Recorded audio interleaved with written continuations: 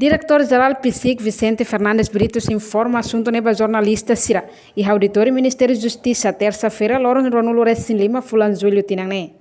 Tuirnia durante ne PSIC halo investigação ba caso hotu bebe barak liuma falsificação de documentos no caso burla. No desde PSIC existe hatinan rihun rua sanulo Ressin Lima to rihun rua Ronulo Ressin rua caso hamutuk rihun ida atus lima neng nulo Ressin.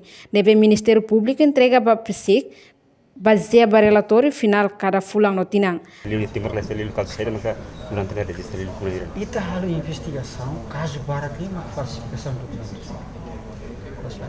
Falsificação de documentos e caso burla. Ao registro de 2015 até 2022, 1.560 e tal processo. Do Ministério Público de Legalidade. Tem relatório final. Relatório de atividade cada mês, cada ano. Neba hala acumulação. Caso em o Ministério Público delega mais precisa e com o funcionamento de 2015 até agora 1.500, 600 processos. Esse processo que para aqui é um processo coletivo. Crime grave. Reportagem Melania Conceição, Televisão Timor-Post. Janela informação ba Emma Roto. Atau tem informação atual dia Clio, que tá halua.